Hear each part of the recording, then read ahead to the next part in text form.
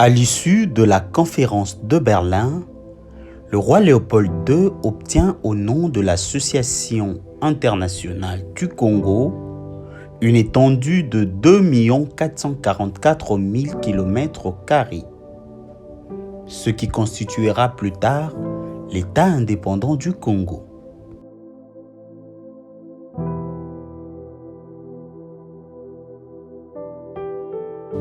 Après plusieurs concertations entre les différentes chambres du Parlement belge, Léopold II est finalement autorisé à devenir chef d'un autre État.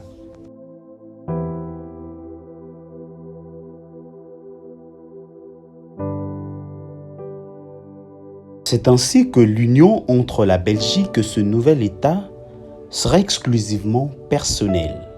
C'est-à-dire que tout ce que Léopold II fera en Afrique n'engagera que lui-même, pas la Belgique, tout simplement parce qu'il agit en tant qu'un simple particulier. Le 1er juillet 1885, à Vivi, capitale de l'État indépendant du Congo,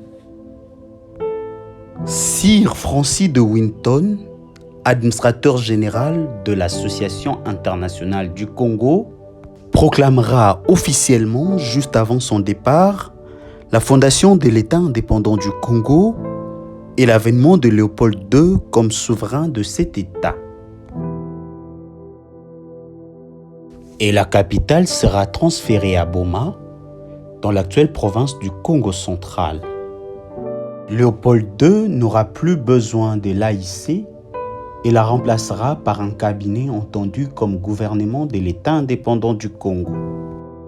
Ce cabinet, constitué de 3 administrateurs généraux, dont Maximilien Strauch au département de l'Intérieur,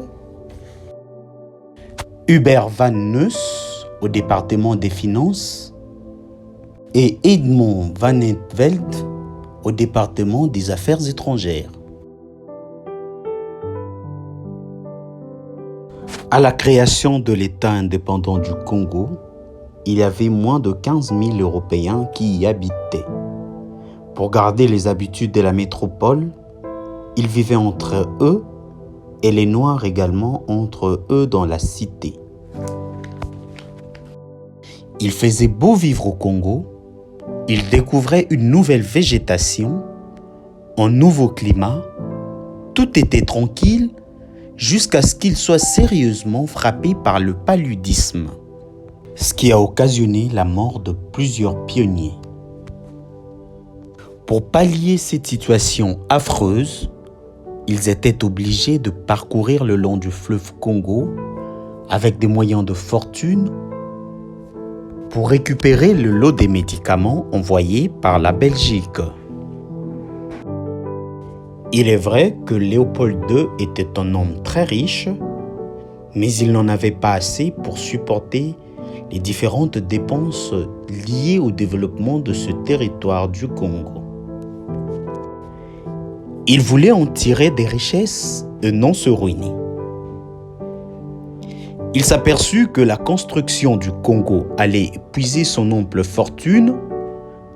Il sollicita plusieurs prêts à la Belgique dans la perspective d'un futur transfert de souveraineté du Congo en faveur de la Belgique.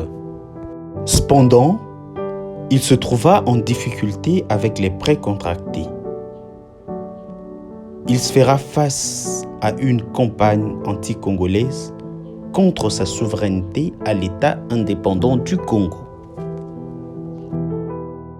Il est contraint d'accepter la nomination d'une commission d'enquête sur les différentes atrocités commises dans l'État indépendant du Congo.